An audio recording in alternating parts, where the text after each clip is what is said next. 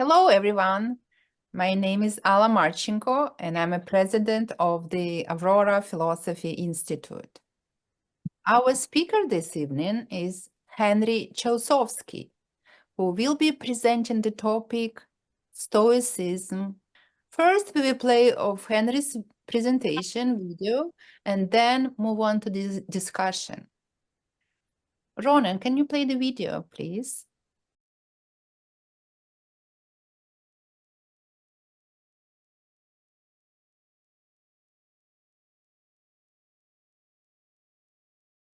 Now we will start the discussion. Henry, are you going to moderate yourself? Yes. Okay. Who has questions? How do you ask a question, Al? I forget. What do I got to do? It's John here. Okay. Because Char would like to ask a question too. What do we do? You go to the bottom, and in the bottom right corner, there is like a circle with name reactions. You should click on it and you see the raise hand. So hit raise hand? Yeah, just click once and just do nothing after. Well, I'm good at doing nothing, as you know. Bottom? What is this on the bottom? I see mute and not mute. But... Mute in the left, you're right, but you go to the kind of middle right button. Like there are 5 buttons, like right, and you see like record, reactions, and just there are options which you can choose. We would consider maybe any reactions like a raise hand, but Okay, and by the way, that's very fantastic presentation, so deep, and like I don't know, I need 5 days to think about it. I keep watching it, and I cannot say how much I appreciate it, Henry. It's Well, like as long as people can understand what was saying. and I apologize on your behalf, on the API behalf, for the quality of the video, but Zoom, unfortunately, plus Wi-Fi, like we're still not perfect, and we are we are working on that, like at the back, but and I promise we're gonna make it better. But that's what we can produce now. And please don't focus on quality of the technical aspects, but I would say it's profound video, and I hope many people find it helpful and informative at least. I would recommend to people who are interested to come back to YouTube, shut down Zoom, and listen to it with full quality. Here we have maybe 20% of quality that's supposed to. Yeah, absolutely. And go there, watch how many times you want, share with your friends and family, put likes, subscribe, and if you have more comments, because we have just limited time tonight, unfortunately, so put it in the YouTube channel comments. By the way, our presenter Henry is in Costa Rica as we speak, so you can imagine how technical gives the progress now. So and make it happen. So thank you, Henry, and I'm going getting back to you. Okay, the first one, Tori, please. Yes. Thank you, Henry. And yes, it's just a fantastic presentation. Very, very good. Very comprehensive. I really enjoyed it and learned a lot. And I guess my question is, why we're such a sort of perfect philosophy, why isn't the whole world today living by Stoicism, but more specifically, one of the things that I'm concerned about is how Stoicism sort of got co-opted by what has been called natural law philosophy. And in particular now today in the United States, at least, it's been kind of co-opted by Christianity on the right wing. So you have this, and the Stoics are sort of the background for the American Constitution. And today we have a very right-wing party that is saying this country should be a Christian country. And they're tracing their justification back to Stoic philosophy and natural law philosophy, and as it's been co-opted by Christianity. And I'm just wondering, I've been wondering about this, and I put this out not only to you, Henry, but to anybody here who might have an answer, is how did this come about? How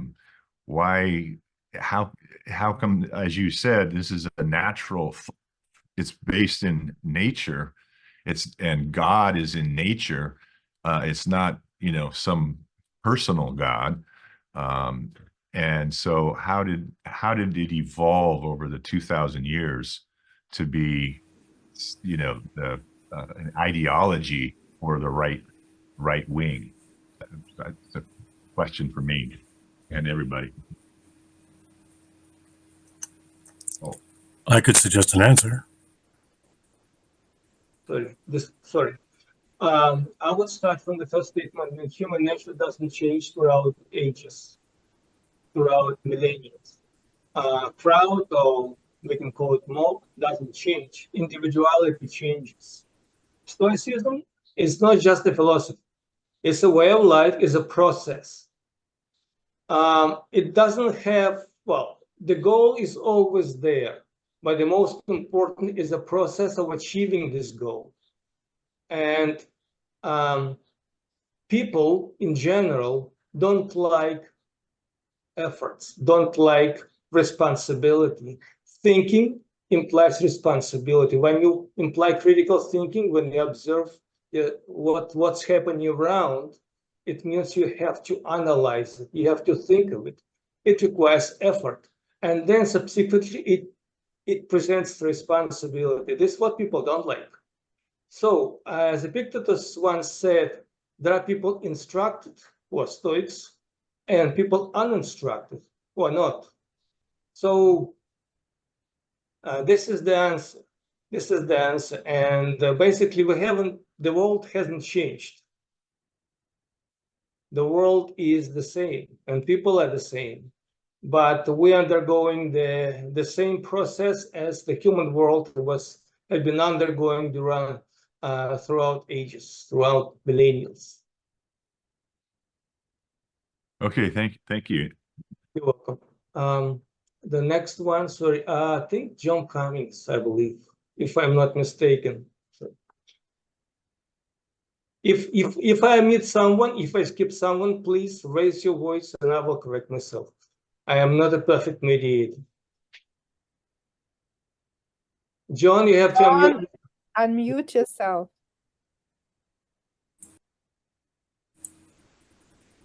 Got to do. What is the accent, something like that, or what? Or can you hear me? John, here you. Can you hear me?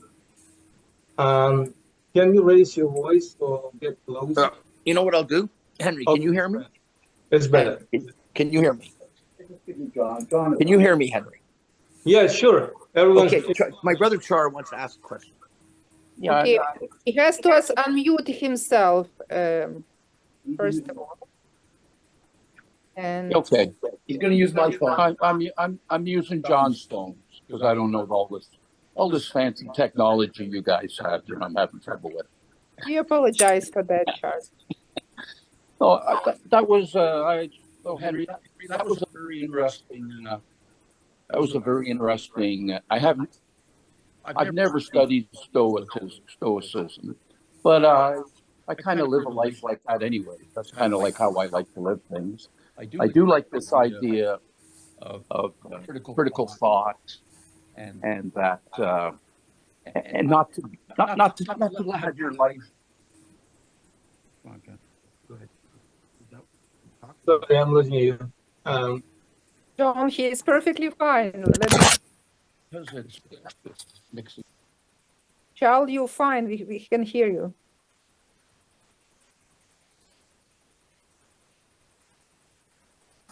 John, you have to unmute.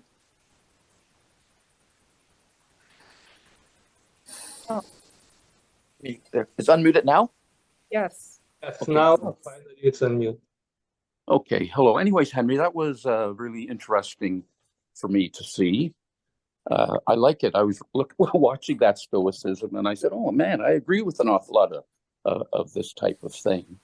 Like, I really agree with the part of not letting the thoughts of others govern what you feel or your reason. I really like that part. But the one thing I thought about Stoicism is it seems to be kind of a self-indulgent kind of thinking. Like, it's all about you and you're okay, and it's you observing the world. It doesn't seem like it's very friendly to the rest of the world. Did you hear that? I can hear it perfectly. If you listen to it, you could have noticed that the Stoics indicates the major values: wisdom, courage, justice, and temperance. If you think of all these values do imply to the surrounding world, to other people, because it means goodness. Yeah, Goodness but is based on these values. So Stoic, the most important goal for Stoic is to develop his own individuality, his own personality. And based on that, he can contribute to the society and to other people. okay, that makes sense, because when I was watching that, I'm thinking like to myself, I've been in a lot of creative groups, like in engineering, and sometimes you're with people, and you're all firing on the same cylinders, and you're saying, "Whoa, this really feels nice," and it's not individualistic. It is group thinking and very creativity. It's like creativity when your mind meets another mind, and you can make something more of that than you would all by yourself. That's the thing I was kind of thinking on Stoicism. I guess it was feeling to me a little bit like a little antisocial. I guess I was feeling that it was. Yeah, you're the Lone Ranger. Exactly. That's how it was. Yeah, Yes, it kind of felt. Yeah, it kind of felt like like you're not part of the herd. Like a lot of us like to be part of the herd and to accomplish things as a group and this type of thing. And what does Stoicism have to say about that? Socrates, who was kind of role model for Stoics, he always said, don't follow the crowd. You have to think independently of the crowd. Never think the same way as crowd does. No, I'm not talking about thinking the same way as the crowd. I'm talking about engaging with others in a creative way. Yeah, absolutely. And while one the Stoic develops his own values, his own virtues, he gets rid of that can impact this development. So this is important. It becomes a better person. I guess I don't. I guess I don't like to leave a lonely life. Like I looked at all those when you're putting all those slides up. It's like it's a guy sitting up on the hill by himself. It's a guy fighting monsters. It's a person doing this. I don't see any other no friends helping him out with this kind of stuff. Oh, friendship is very important as a part of Stoic philosophy as well. I haven't touched it because it's too much, but absolutely friendship. Oh. But friendship, not friends to many, not friends to all. Friendship is very sacred for the Stoicism. So a friend is the one who can trust, and there are not too many people who can absolutely trust. So, in order, the purpose of Stoicism is to develop his own personality. It's a process of development to develop his own virtues. He cannot do that being a part of the crowd. It's impossible. Yeah, I understand that, not being susceptible to the herd and all that. I get all that. Yeah. I guess, but I think I guess there's a part of Stoicism that you probably haven't even talked about right now. Like there might be a friendship part of Stoicism and how you behave with others. I don't know. Friendship Could is I offer? Stoicism, absolutely. But again, Epictetus said, don't trust anyone. Why? Okay. Anyways, that's enough of me talking, but thanks very much for the presentation. You're welcome. Yeah, Henry, if I can just butt in, for a moment, please. The hand-raising system is breaking down a little, and I just want to give a list of people that come next. First of all, there's Bob Little, who's had his hand up for some time. Then Bharat Sharman, then Dawn, and then finally Vasily, and then George. So actually, we've got 5 people, who haven't talked yet. Bob, Bharat, Dawn, and Vasily, and then George. Okay, thank you, because I don't see the order. No, it's being screwed up somehow. I don't know exactly why. Not just that. Anyway, Bob, please, your question. Okay. I know that a lot of people's first reaction to Stoicism is that it seems to be entirely self-oriented and to the exclusion of others. And this is partly because you're expected to. Sorry, somebody's talking. Is there something happening? Okay, so the 4 major Stoic virtues imply interaction with others, and in a meaningful way, I believe, justice and wisdom and courage and tolerance are talking about you in a world of others. And so therefore, I beg your pardon? Temperance, not tolerance. Tolerance is a I'm sorry, I meant temperance, my mistake. I'm trying to be succinct and get a lot in here. So it is a philosophy of involvement and interaction with others as intensely as you can do it. If you follow all of the things that the 4 virtues talk about, you're talking about politics, you're talking about interactions with others, and you're talking about a variety of you can imagine anything that involves other humans, they touch on these things. To the question of why are the fundamentalist Christians appearing to adhere to Stoicism of all things? Got to remember, Christianity in the 1st century was trying to find something to attach itself to, so that it could deal with the rest of the world's intelligentsia. So they attached themselves to Stoicism, but they made a modification in the fact that you must follow a virtue of faith over reason. And this is fundamentally distinguishing you from a pagan Stoic, because you have to follow whatever faith is. And part of their interpretation of faith is that you are guided in your faith, because you must belong to a guided group. You must deal with the presbyter and the bishop, and removing yourself from that is heresy. So you have to become that kind of a Stoic. And so Christianity attached itself to the framework of Stoicism, and that's still being applied today. And especially the part where your faith is guided by some sort of hierarchy inside the evangelical policy setters, and these are the people that are making the aberration of early Christianity into what we see today in the streets and in American politics. I can stop there because I know it's very provocative. Okay, what I would like to say, I would point out a distinction, and very deep distinction, between Stoicism and church. I'm talking about church, not Christianity. Church is a political institution. Church is based on the idea of God tells you what to do, and you got to listen to God, whatever God is. Okay, so but the idea of Stoicism is to be independent or freedom. Freedom is the goal. Freedom means independence of different things, and including that. Faith absolutely is a part of Stoicism, but faith is not blind. Faith is based on the Stoic values. So church removes the freedom, the freedom part, the liberty. Church doesn't like it. And another thing is, Stoicism divides all the things you can't control and you cannot control. So things you can't control, you're responsible for. This is based on your will and your actions.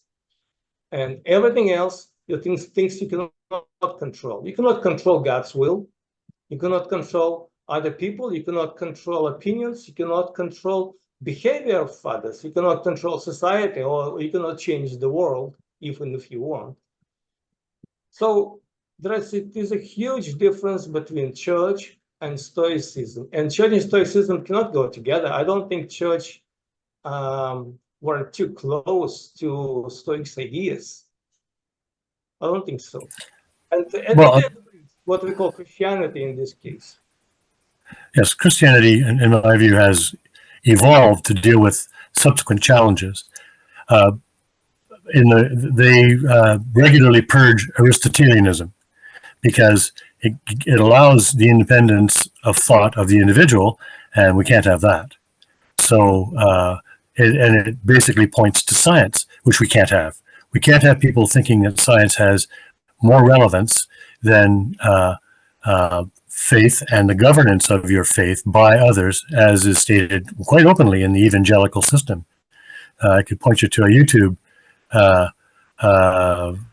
channel or two that they're proud that they're trying to suppress science and reason. This to me is just shocking. It's worse than the worst pornographic ideas you could think of, because it's so readily and easily being presented as if it's obvious. Why aren't you adhering to this? It's just. And one thing I would like to point out, there are two fundamental differences I just want to state. Church says obey. Stoicism says accept. And there are huge difference between these two concepts. So, and I understand that. And part of, if you look at the subtleties of some of the testimonies and the prosecutions of people in the Inquisition and being harassed by the Inquisition, they don't want you to just obey, right? They want you to convince them that you've changed and that you accept. And this is the thing that has sent many well-minded people to the stake, because they refuse to do that. Yes, the church acceptance means obedience. Let's move on, because we have a bunch of people waiting, and then I would love to spend Bharat. Yeah, thanks, Henry. Just very quickly. So, so when you told about these four virtues, so justice caught my attention, and so yeah, I'll just touch upon what I think John's brother Henry already said, and you also mentioned that. Sorry, go ahead. I can hear you properly. You can't hear me properly? Yeah, I'll try to increase my volume. Is it better now? A little bit, yeah. Okay. Yeah. So my question is about the justice part, and I think you mentioned that Stoicism says that you cannot change the society, you cannot change. So so now the question becomes that somebody has to bury the cat, right? So by that, what I mean is, there has to be somebody who has to be a Martin Luther King, somebody who has to sort of stand up and do something. Now, my question to you is that, so are these people like, say, Marcus Aurelius, right, who was a king? Or, and I come from India, so I can think of, say, parallel people there who sort of live very much a Stoic life. For me, somehow that seems to be an exception rather than the rule. So by that, what I mean is, anyone who is able to achieve some sort of social change generally happens to be a non-Stoic than a Stoic. So am I correct to say that a Stoic can live perhaps a very good life for themselves? Like, if I'm a Stoic, I can certainly live a very good life for myself. But then, as Henry pointed out, I might not be a good fit to be a social reformer, because that means a very different mindset than what a Stoic way of thinking say encourages you to do. Did that question make sense, Henry, what I'm trying to say? So just want to ask you, get your thoughts about that. Yes, I think I understand. Stoicism is not a strive for perfection. Stoicism is a process which is observable. You can observe, you can improve, you can keep going. So there is Epictetus said, God helped me to see the fully formed Stoic. So I would say it doesn't exist, but the process exists, the process of improvement and growth. And while you observe, while you achieve results, it's a way to improve your own personality and achieve the quality, improve the quality of life, as well as the way to happiness. Happiness, as Stoics understand, not a happiness as a regular meaning. So this is the point. And I cannot say, oh yeah, this is the Stoic. No, you cannot say that because it doesn't exist, this kind of individual. But there are individuals who are involved in the process. And the more effort you put in this process, the better your life is. You improve not just your life, you improve yourself. And God help me, the most difficult, I believe, for anyone who wants to do that is to improve our own nature, make us better, make the individual better. Your own effort. This is a very difficult process. But once you achieve certain steps and you get further and further and further, the process becomes easier. It's the way of Stoicism. And not just Stoicism, Buddhism too. Does it Very make good. sense? No, absolutely. No, absolutely. No, I mean, yeah, certainly do. While I do have further questions, but given the interest of time, yeah, I pass it on to Don. But thanks a lot, Henry, for your valuable insights and perspectives. John, correct me if I'm wrong. Next one is Dawn, I believe, right? Yeah, that's right. Yeah, Dawn is next up. Thank you. So while I agree with much of the concepts of Stoicism, and when I say agree, I mean I can see an important value in using some of these techniques. But at the same time, I find it interesting that we humans like to attach to belief systems in that we want to bring structure, order to behavior. And we have lots of good reasons. I'm not saying there's anything wrong about it, but there's a pattern that develops from anything that we do, because anything that we do or reason here isn't real. It's built on a concept, a mind made concept that we it's not, that's relative to each one of us. Even the word freedom is relative to each one of us, because what is freedom to me may be different freedom to another person. So while I listen to Stoicism and I understand how it's helpful, I also see that it creates, in a way, a prison. It creates this is wrong, that is wrong, as opposed to acceptance of all, in a way where it's a choice depending on where you are at that time in life.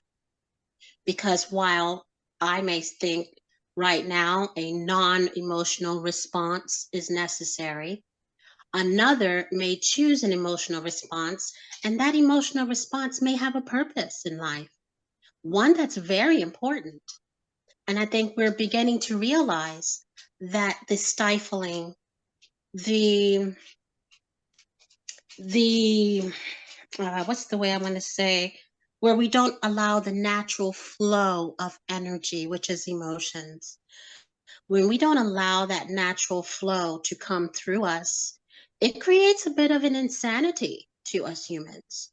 So I think it's important that Stoicism brings reasons to why we should pay attention, bring awareness to what we are choosing to do. I also think that we should be careful about putting ourselves into boxes and putting titles on it, because there's nothing new under the sun. And Stoicism is just a word to describe something that has been going on for many years. It's just another word. Before it was a different word. And now Okay. someone else uses another word to describe it. I think I get it. I have to Oh. apologize that my message was totally misunderstood. No, Because it's not misunderstood. what you're saying is totally opposite what Stoic beliefs are. I So, know, but first of all, I just, okay, go can on, I yes. just say something before? I don't think it's right that I mean, I didn't misunderstand, but I don't think it's right to be cut off and not allowed to freely speak like everyone else, just because what I'm saying may not necessarily align with what you're saying. Although I do see your point. I just wanted to say that. Thanks so much. Okay, thank you. I have to point out a couple of things that I would like to clarify. First of all, the Stoics do not define things as good and bad, right or wrong. Things are neutral. It's all our perception that makes them right or wrong, good or bad. This is the first thing. The second thing is, what is freedom from a Stoic perspective? Freedom is the possibility, the ability for the person to live the way the person wants without interference and, according to Stoics, in accordance with Stoics' values or in accordance with nature. That's freedom. If I want to live the way I want, definitely in a society, definitely not violating society laws, this is my freedom. Nothing is imposed on me. I am free to do whatever I want, as well as obeying the law. So this is the idea of Stoicism. And besides, Stoics define, as I mentioned before, everything in things we can't control, or events, and we can't. And this is very important. This is the foundation of Stoicism. Stoics accept things we cannot control as they are, and does not label them bad or good, or right or wrong. But the most important, Stoic has to define things they can't control and do something with this and focus their attention on especially these things and events. So I think it's clear enough. Okay? I would appreciate if you clarify other points that you're not sure about or you see differently. You mean me? Yes, because I try to explain the best I can, but if you have doubts or uncertainties, please let me know and I will do my best to add. I'm actually not confused. I've studied Stoicism. I understood what you were saying. I was just trying to bring to light a different perspective. It was not my intention to invoke a defense of the Stoicism, because I am not necessarily in disagreement with it. I'm just bringing to light a different perspective that may shine how, instead of us humans putting a word that slightly restricts in a way, I'm saying perhaps there's a way to encompass without even having a title, that we can, for example, in my world, I see Stoicism as a part of who I am, but I am not a Stoic. I don't know if that makes sense. It makes perfect sense. As I mentioned before, it's a process. We cannot claim that someone is a Stoic. I cannot claim to be a Stoic, but I try to follow the process. I have my own values. I have my own goal, and I'm in the process observable. I observe, and in terms of emotions that you have mentioned very well, emotions are to be observed, not to be carried away by emotions, because then we can't control what we're doing. Emotions are perfect. Stoics are very emotional, can be very emotional, but they're able to observe and control. When we observe our emotions, we're able to control them. If we stop doing this, emotions will control us. So this is what I'd like to mention. As I said, no one claims to be a Stoic. Even Epictetus didn't claim to be a Stoic. He wanted to see one, but we're in the process. Vasily, I believe you've been waiting for quite a while. Hi, Henry. Nice to hear you and see. So basically, I want to contribute almost to the same line as everybody did, but sort of in the way that I would say that Stoicism presents sort of 50% of philosophy and the view of life. If you're talking about Nietzsche's view, for example, about Dionysian and Apollonian forces, so Stoicism is staying on Apollonian side. So Apollonian side, this is form of culture, form of restrictions, form of rules, and form of self-control. While Dionysians is love, is a force, is emotions, is a pain. And Nietzsche told about importance of both forces. Otherwise, without Apollonian life, we will live in chaos. Without Dionysian force, our life will be too dry and we will be too isolated, and we don't understand the life completely, and we will not live the full life. So basically, Stoicism for me is a practice of self-restriction, and this is philosophy which is going inward. So this is how we work with ourselves. We can compare this to yoga, for example. You're doing yoga, you improve yourself, you have discipline, you have body awareness, emotions, etc. So this is something which helps you. But if you're a good yoga man, this doesn't mean that you're a good family man. This doesn't mean that you are socially active. It doesn't mean that you are involved in the art, poetry, even doesn't tell you that you're involved in the family. And all this, what I counted, sort of, included active position, emotions, connections, understanding of feeling of others, blending into feeling of others. And this part is not presented in Stoicism. So I would say that we need to have Stoicism as a practice, especially in the society which is sort of all over-consuming. We're always in debt. We always need something which we don't need. And Stoicism is a very good restriction from this feeling. Yeah, stand against the herd, don't follow, don't over-consume, etc. That's okay. But even, Henry, looking on your slides, for example, this old man's with the big muscles, with beard, alone. And I cannot imagine Stoic who has family, who love his kids, who is artist, who doing poetry, who sometimes is down, sometimes he's up, and he's enjoying the life. So for me, Stoicism is a 50%. The other 50%, I understand you cannot cover everything, but to say, I just want to say that Stoicism is not a universal philosophy. Another point about pain, like avoid the pain. I think if we will start to avoid some archetypal sort of feelings, we will restrict ourselves very much, because through the pain, we are connecting to the world. This is sort of messages we receive. This make us think about life. Feeling the pain of others make us to think about life.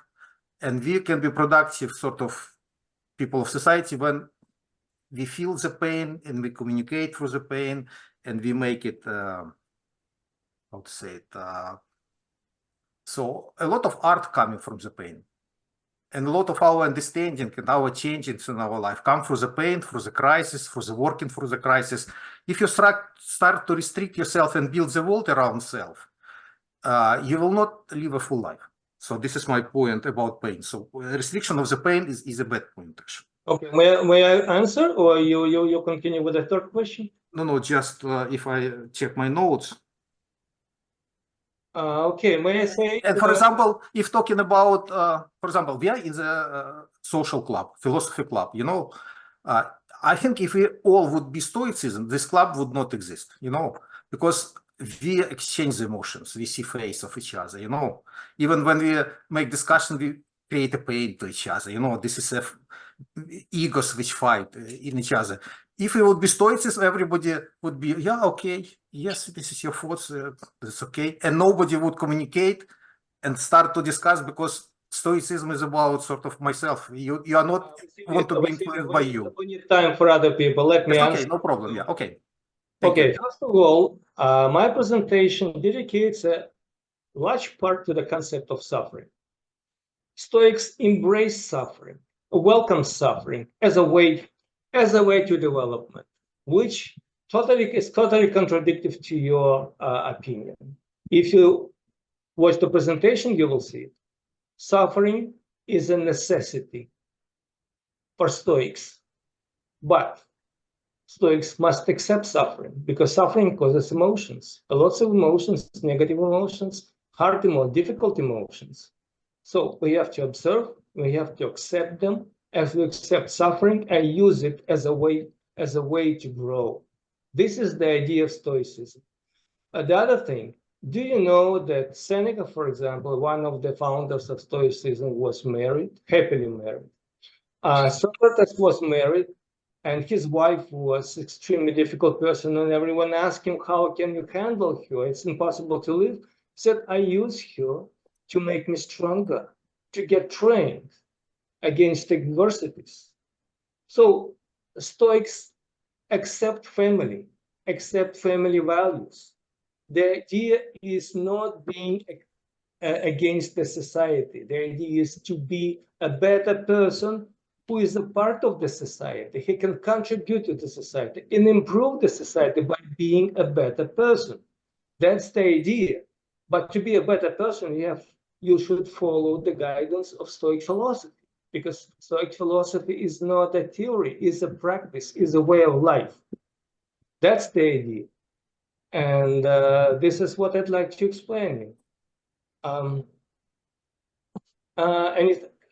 Anything else you'd like? Because I think you pointed out it's something else, but especially Creativity and art, for example, like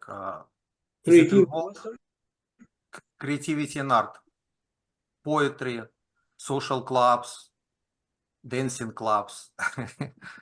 Stoics the joy of life. Is it rejected or it's accepted and cherished? Stoics do not isolate themselves from the society or from people. No, on the contrary. But Stoics create some protection because of the unnecessary emotions. That's the way. But socializing, living with people, by all means, living in society, absolutely. No one becomes a isolated person living in a desert or no, it's not yoga. Stoicism isn't yoga. It's a little bit different. Henry, can I just break in again, please? Because it's, the hand waving exercise is breaking down again. I just mentioned that there are 3 people that haven't spoken yet. George hasn't spoken yet and had his hand up a long time ago. Michael is to speak, and also Rick hasn't spoken yet. I don't like to correct you, John, but I haven't spoken either. No, you've spoken. You've spoken. Let me finish, John, please, if you don't mind. Can't answer the question. And then afterwards, there are 3 people who have spoken before, John Cummings being one, right? Bob Little would like to talk again. What do you mean? Just that I said give Char a chance, and that counts as John, speaking? We have to. That's why your name's Cromwell. That's why. Yeah, okay. You're a dictator. John, please let the other John, pick the next person. Yes. So. Moderator, sorry, I have to accept. I'm only joking. John knows that. There was going to be me, okay, but I had a question to ask Dawn, but we'll correspond on that, some other time. So I'm waiving myself, and then finally, Alla will talk. So, in my opinion, the order should be George, Michael, Rick, John Cummings, Bob Little. Okay, guys? John, Michael, Rick, John. Okay, got it. Bye, Henry.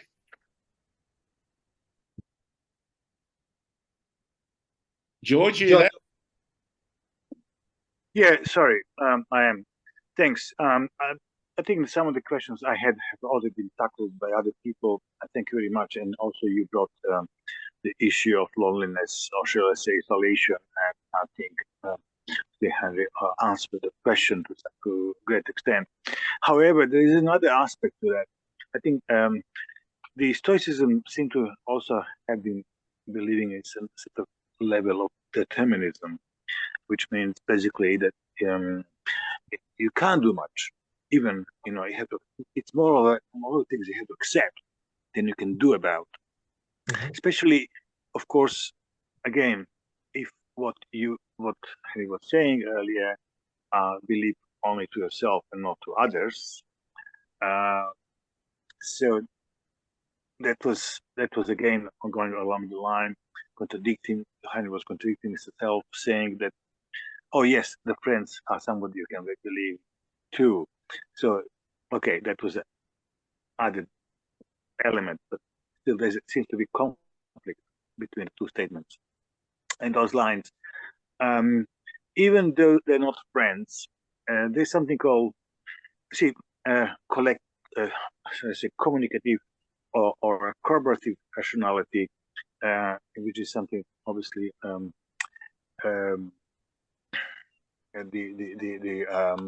Habermas brought around, and also not only Habermas basically comes around from, even if you like, all the way from Socrates, from dialogue, dialectics, etc., when in dialogue we develop a high level of rationality, and hence it's not only dialogue but polyalogue or discussion like we're having now. So the value of such discussions is that you need to take account other people's opinion, even though necessarily they are friends or close friends. They're only basically your friends because you're communicating with them. That's maybe a level of friendship. However, even you can say that this kind of level of rationality is usually less, should I say, affected by subconscious thinking, and sometimes which is actually sometimes we can say irrational, but can affect rational thinking of individual, and hence the communicative, or shall I say, the collective decision making can actually achieve the high level of rationality, that sense of high rational decisions. And so individualism and believing just in yourself may not be really fitting very well into that. Okay.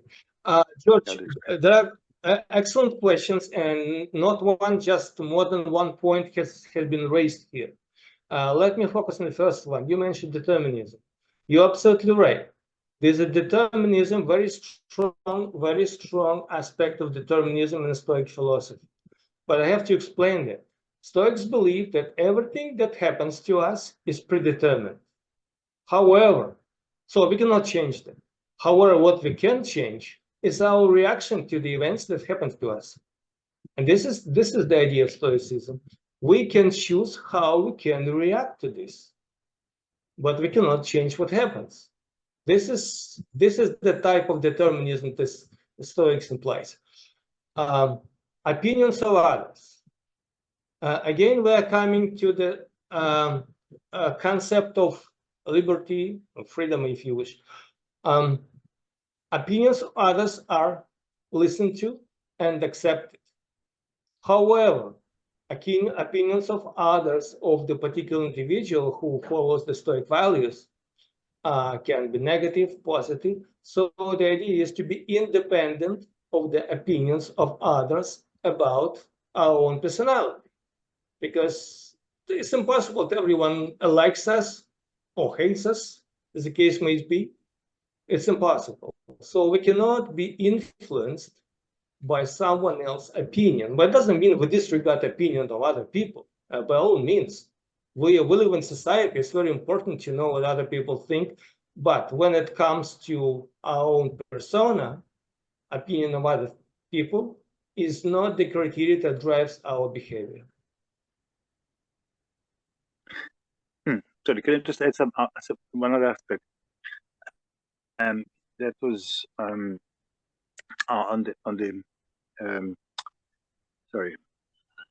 the issue of living in presence and only in presence. I mean, altogether, Stoic philosophy is very akin to a very, shall I say, soldier type psychology, or shall I say, philosophy, soldiering around, accepting orders, accepting what is coming into, and rather than proactively looking forward. So rather than saying looking forward, as a human beings, we have a memory, we have a knowledge, which we can use to adequately react, but not only adequately react what comes, but even sometimes prepare for what may come. Now, what may come or what we can expect to come are the important aspect, at least of humanity, an advantage of human beings to be able to dwell on a past and knowledge and history, and from that to, in some way, at least have expectations of the future and adapt to that, rather than just wait for the future to come around and then react. Yes, John, it's a very good point. But the thing is, we used our past to imply the past experience to the present. So what's important is present. We cannot know what's going to happen in the future. Future doesn't exist. If you start thinking, hoping, anticipating, our life becomes a nightmare, because future might be different than we imagine. So the idea is to focus on the present, live in the present, and what future brings us, we react accordingly. So by being in the present, we are preparing ourselves for the future events. By accepting them, we don't know them, but we can accept them, because things we cannot change, we have to accept. If you don't accept things outside of our control, our life becomes a nightmare. We don't need extra suffering. Life is full of suffering. However, we don't need to create them for themselves. And this is another idea of Stoicism. We accept suffering, and we use our life, we use our philosophy not to create this suffering for themselves, which unfortunately human beings are very prone to do. I think Rick is waiting for us for quite a while. Rick, it's your turn, I believe. Michael first, not me. Michael, I'm sorry, Michael. Yeah. Thanks for the time. A couple kind of like notes. I try to share or try to get like some answer from you. The first, I think Stoicism for me is more similar to Taoism. I'm not sure Taoism is familiar with you, but I mean that's kind of like Asian culture is based on kind of like a followed nature, because you cannot change too much, and they try to accept that don't control by the emotion things, based on the law nature or whatever. But that very famous kind of like philosophy in Asia. But I think, but regarding the discussion, I have several kind of things I try to mention, because firstly, I think we try to accept the future. Sorry, we don't know the future. Try to we try to accept that everything that. But if we really try to dig into the definition, but in fact the real world, we don't have future, we don't have past, because the future is only based on our brain projection. And the past is only based on our memories. So that means as a human being, we create the past and the future. But if the physical world is just moment in that way, right? So here the question is, if human, we have the thought, I mean, the people, we continue to think, we want to use our brain. So I don't think whatever the ism can really put us in the moment, because when we think, we will have projection. When we think, we have memory. This is kind of like our nature things. So the first thing. Secondly, we say happiness. We say happiness is kind of like a goal. We try to reach the goal, whatever, by the measure, Stoicism or whatever. But happiness is not the goal. Happiness is not like a material things. You can touch, you can feel, and then you say, I go 1, 2, 3 steps to reach that goal. It's not in the material logic way. So I think that logic doesn't work. And also the happiness, even not the goal, is kind of like a coldness, like a symptom. That means you're doing something, and then you have like a sniff. Maybe you catch cold, you have sniff, you cough. That's called happiness. So kind of like a logic, we say we put the goal objective, we try to getting better. I don't buy that logic because it's immaterial word. It's not like that logic in the straightforward linear things logic. And the third is kind of like we say we live in a society. So whatever we call freedom, whatever, this is just the concept. But what I mean is, even we live in society, we couldn't kind of say we don't have any influence, because if we want to eat, if we want to talk, you should have some contact, even with kind of like, your house, even some furniture, you live with furniture for 30 years, you feel this part of your life, because this process of alienation process is part of you, kind of like a memory, so everything. So another thing that I want to say, even we say we have to have a influenced by all around us, we cannot avoid. But again, I kind of like a limitation of human being is we understand and we try to express ourselves is based on our interpretation, by understanding, by hearing, by seeing things, and then we create that thing. We think that is the thing is. So it means it's really independently for each person. Even I talk to you, doesn't mean I really talk to you directly. I create like, the Harry in my brain. I think that way. So it's kind of like a self game. So what I want to say is, whatever the ism is, so because the mechanism of the human being understand the word, the limit, I call limitation, because we self game. So it's kind of like, we couldn't have common projection on any world, on any concept, especially for the immaterial world. It's impossible because the mechanism is there. So what I say is, Stoicism for me is Taoism. I think from power point of view is kind of like a philosophy for the weak people, because they couldn't expose their power inside the thing, engagement.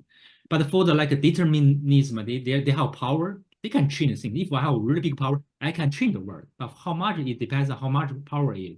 So I think it's we can use that for comfort ourselves. But the real fundamental question is, in order the ism can have a solution, is our thought, because our thought create layers. And then we, based on that, the idea, we have a judgment to see what I see in that things. That's why I try to communicate by myself. So that's create an emotion, we say anger, whatever. That's my point. Michael, you've touched very important subject. There are a couple of things. Well, you're absolutely right. There is lots of correlations between Stoicism and the Eastern philosophy, not just Taoism, but Hinduism and Buddhism. That's correct. The main ideas are very close. Another thing is, Marcus Aurelius once said, you have the power over your mind, not outside events or people, as the case may be. What I mean, there is you, and there is your mind. There's a conditional separation. So if you're able to observe your mind, you'll be able to control it. And this leads to your freedom. Freedom means liberation of the power of your emotions. You can create images, whatever you want the images, but you have to be aware. The key word is awareness. Awareness of what's happening and what your mind is doing. Your mind is a thought-producing machine. You cannot stop the thought process. But what you can do, you can observe them. You can analyze them and say, okay, this is what I see now. This is the image I have created. So you're aware of that. When you're aware of that, you'll be able to analyze, is it right or wrong, do you need it or not? So this is the critical point that allows you to live the happy life, because you're in control of your mind. If the other way around, your mind will begin to control you, that's the other way around. That's the way backwards. This is the way to suffering. This is what I'd like to, this is the idea of Stoicism. Does it make sense? I just want to add one thing. I think maybe I have like the reverse, kind of like opposite way. I think once you want to control your ideas, the idea is start to control you, because that's the process, alienation process. Because the idea is not the idea, is you, and you want to control yourself. That you is you too. So that means you already create like layers of things. You need energy to complete the cycles. What you need? So what doesn't matter the energy you call it. You have it. You may imagine, as you mentioned your imagination, you may imagine the third person who can see you and your mind controlling each other. So you can observe the process. That's what I say. What I say is when you create, like you observe you, I create myself. I observe myself. I want myself to observe myself. All the things need energy, and that energy should come from somewhere. So that energy will transfer to some kind of emotions. This is called symptom, like anger, like happiness, happiness, like everything. So I think the only things try to make like me, the layer is one person. That means no think. That's why we try to meditate, right? So that in that moment we feel nothing, can get rid of. But the whole human being is kind of like we have very big power. We call thinking power, because it's our tools. And you say, I want the power, I want like a tools, I don't want to pay anything. It doesn't work in that way, because we have the brain thinking way, one side, one coin, two sides, and we have to pay the emotion for that power. It is inevitable. But for certain way, like a religion, philosophy can confer that way, but I don't think can fundamentally can get that back. As I said, it's a process. It's a process of development. You cannot achieve it overnight, and we have to move to Rick finally. Thank you, Rick. Yeah. Yes. Hello, Henry. Thanks for the presentation, first of all. But I have 2 points I want to make. And the first thing is about being unable to change the future, or unable to challenge fate. And I cannot agree with that, because how will you ever know if an event must occur? And it's not always, if you want to change anything in this world, you don't need a major force to make a major change in this world. A very small thing can have a huge influence on this world. And one thing I'd like to point out in particular is the movable type. One little change like that it's changed the world so much in 400 years. So it's, don't accept. I refuse to accept that I can't change things, because I know that if I work hard enough and I try hard enough, I can make a lot of changes just by doing little actions. You don't need to do big actions to make big changes. And the second point I'd like to make is about don't discount emotions, because organisms, when we first crawled out of the slime back in the Precambrian era, organisms had emotions before they had brains. So thank you. Thank you. First of all, I would like to say that we cannot change the world, but what we can do, we can change ourselves. And changing ourselves is a great contribution to the world.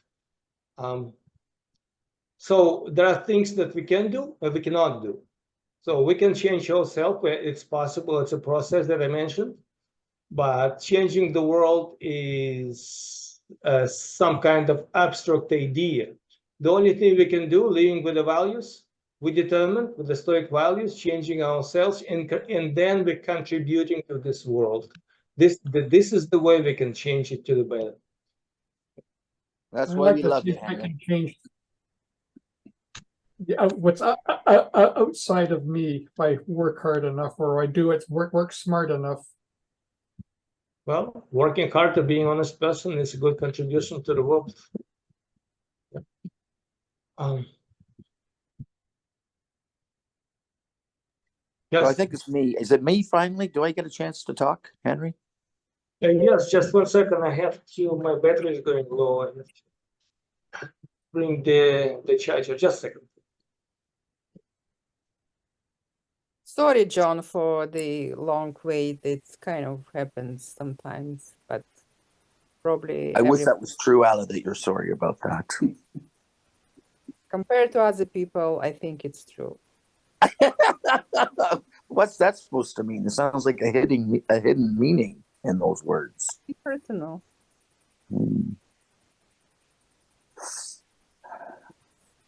Henry didn't have to change his batteries. He had to go take a pee.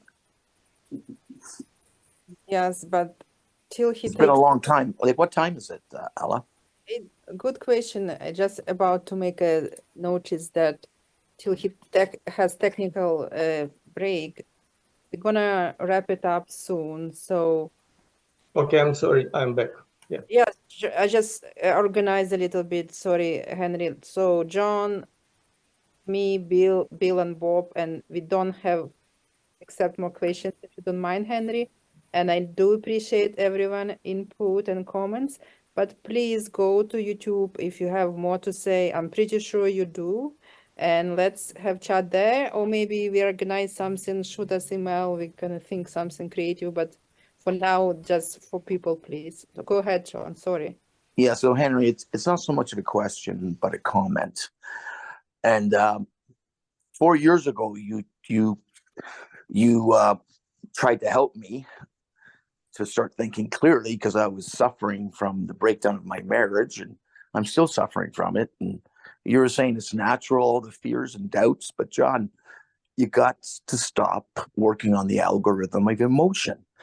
There's nothing wrong with having emotion, but if you work through your life with Stoicism, your emotions will be positive.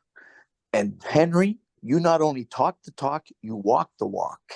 And that's the value of Stoicism. And it's not that you negate emotions, but I was emoting my way through life, and it's caused me so much harm. It's caused me the failure of my marriage, the loss of some of the love of my children. And I'm a good person, but I just didn't have the tools, the reasoning tools, to work through my life using reason rather than emoting my way through life. You're just saying, think your way through life.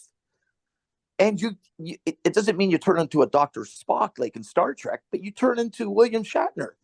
You have a balance of reason and passion, but reason is checking the emotion. And if it's a negative emotion, let it go. I didn't know how to do that. But if I had Stoicism in my life, I'd still be happily married, and my life would be more full of joy and happiness, and I'd be content. And it's only now that I'm realizing I was 60 days in a fucking flea-infested goddamn motel, and I'm rich. There's no reason for that. I have old great friends phoning me, John, including John Smithing, including Ala, including yourself, Henry. But when you put that video up, it woke me up. So a week ago, I started to heal myself because I never heard the message properly until I was in such despair. And the clarity and the reasoning of that thing is not about shutting down emotions, it's about having positive emotions and using reason as the check. If you just go emote your way through life, you're like nature. Man is a dualistic, we're dual natures. We got great parts of us and not so great part of us. But using Stoicism dampens down the not so great part of us and celebrates and elevates the best part of us. Thanks, Henry. John, That's all I have to say. one thing I just you mentioned was I would not, well, emotions, bad or good, is stay neutral. These are our own creation, this is our own interpretation of events. When we classify the event as bad, it produces negative emotions. Well, if emotions take over us, we were in trouble. So, but the main thing is our interpretation. And sometimes bad event, we have to remember that bad event that seems to be bad happens to be a blessing in disguise. But at this moment, we classify it or qualify it as bad. It produces bad emotions, and that produces suffering. And this is then we are in trouble. So don't classify events as bad or good. Just accept them as they are, and then you'll be in power of your emotions. Allah, please. That's exactly right, Henry. But I just couldn't hear you 4 years ago, and I didn't understand. But maybe I've suffered enough now that I can understand. Thanks, Henry. You're welcome. It's never late. Thanks, Henry. I just have a little note probably to say, I do like this philosophy, and it's sounds quite natural and kind of relatively simple for me. And I do believe I kind of followed up. I'm trying my best at least, and we all not perfect. But maybe just a little question to you. Do you differentiate bad emotions? I know it's all external, it's not internal, but still, like, would you differentiate bad emotions compared to positive emotions? Because what I think it's good to have positive emotions. They can bring you happiness, maybe content, maybe purpose of life, maybe some satisfactions of everything what you're doing. So I think we have to embrace them probably. And so I think emotions in Stoicism in particular should be kind of celebrated, but positive. And if it's negative, which puts you down, take your energy away, and like brings you not in a place you want to be, that maybe they have to be maybe analyzed or ignored or rationalized probably. So what do you agree on that kind of comparison and put them in different kind of sides of the fence kind of? Absolutely. There's lots of bad emotions, good emotions. We definitely can define them. For example, I experienced today a bad emotion because when I saw my video my video got very bad quality compared with the YouTube quality without background music, without not. Okay, but I observed it. I said, okay, can I change anything? No, I cannot at this point. So I accept it and swallowed it, and I leave, and doesn't affect me. It's just an example. So during our life, emotions are important, no doubt about it, because they produce our reaction, and this reaction makes us think. But the most important is not to get in power of these emotions, but observe them and control them and be aware of them. Okay, I got these emotions. I am angry. I'm angry of what? This and this. Okay, here we go. I have to think something about how to get out of the situations, how to resolve it. Oh, I got a good emotions. Oh, so something wonderful happened. Let me enjoy it. I'm aware of these emotions, and I enjoy the emotion. I enjoy the event. So the observance, the awareness, and therefore you control them. But this is wonderful feeling. Wonderful feeling because you feel empowered. Yeah, so you agree with me that positive emotions have to be kind of embraced and kind of promoted, and enjoy positive emotions. So you can enjoy everything. All people enjoy. They enjoy everything. Why spending good time, sex, everything. But the point is not to be dependent. Dependency on your emotions makes you suffer. Who loves to suffer? I don't know any person who loves to suffer. So this is the way around. This is the way of life, and this is the process, because if nothing is perfect, today you can be in power of your emotions and you feel miserable, and then tomorrow you realize this is what happens, this is how you should have behaved, and next time you behave differently, and you feel the improvement, and you continue from day to day, and this brings you the satisfaction, contentment, or peace of mind, if you will. Thank you.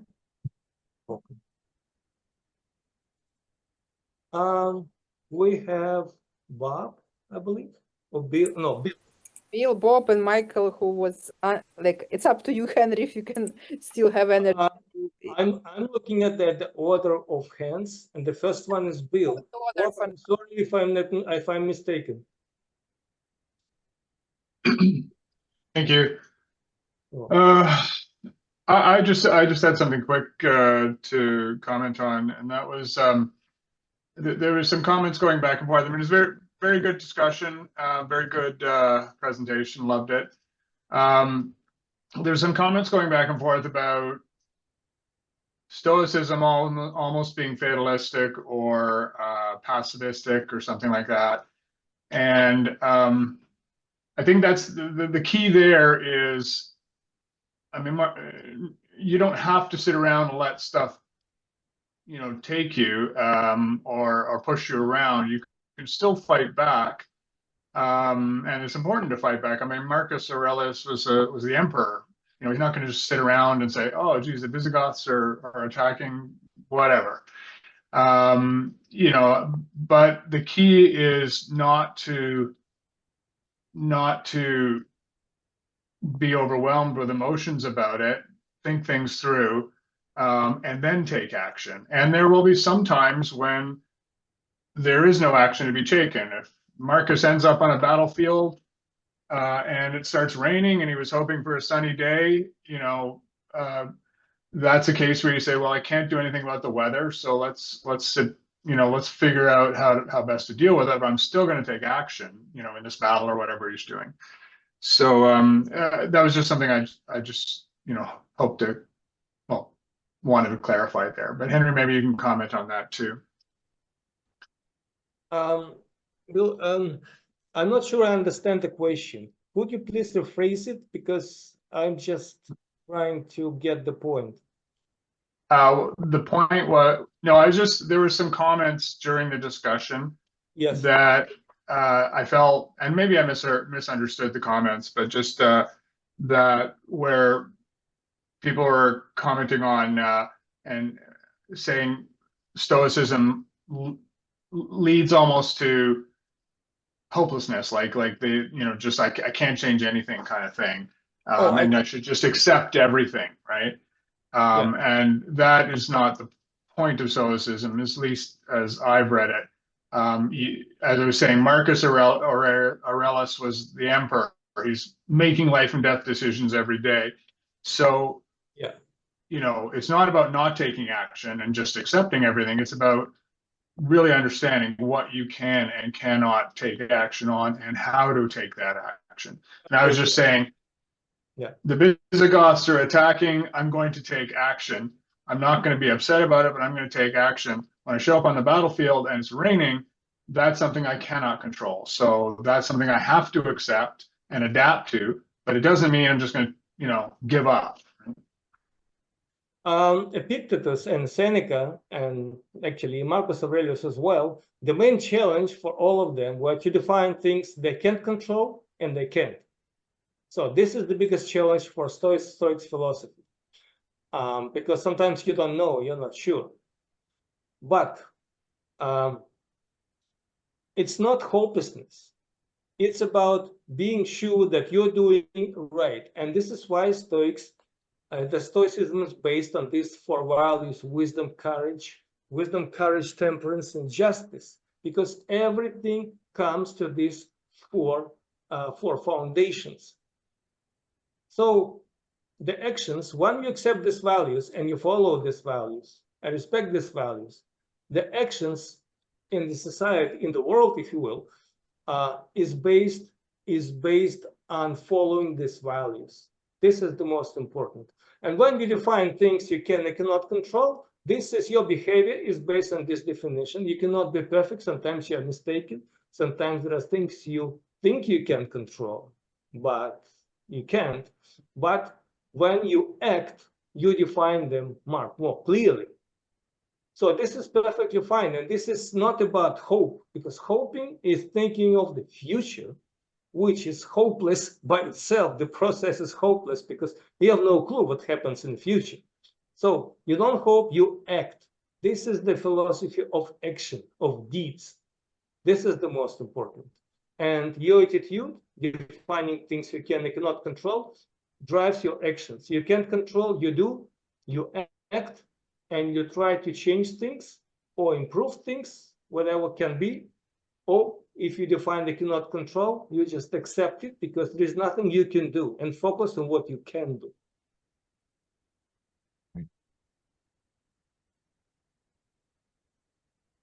Does it make sense? Yeah. Yes, absolutely. Thank you.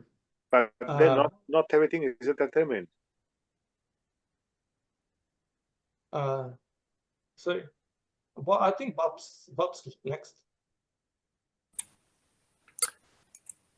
I am. I just wanted to mention the path of or the line of thought in a book by Bruce McLennan, PhD, called The Wisdom of Hypatia. I don't know if anybody's read that.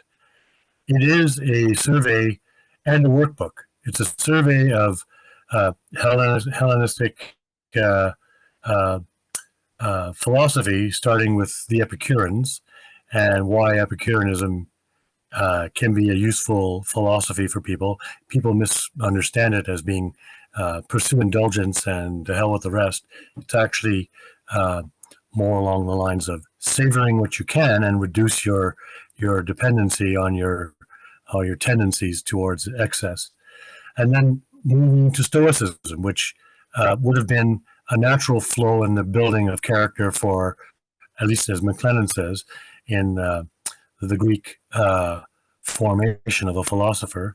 And he spends quite a bit of time on the practices that a philosopher to be would do as a Stoic trainee. And then he moves on to Neoplatonism, which doesn't have to be an interest for people, but his suggestion is that these are a graded succession of a path of life, and you could start with the simple things like reduce your suffering through Epicureanism principles, move on towards something quasi-religious, if you like, or at least into the metaphysical realm with Neoplatonism, and this follows all the way to the Renaissance, or even Neoplatonists today. And I actually learned about this book from a YouTube campaign by John Vervaeke, a professor at the University of Toronto. Some of you may know of him. He's because you're in Toronto, and he has quite a number of things to say about the Stoic life as well as others in the philosophy of mind and the science of mind, which is his specialty at U of T. I wanted to bring that up just for people to understand, at least what I understand from this book, is the Stoicism never existed in a vacuum.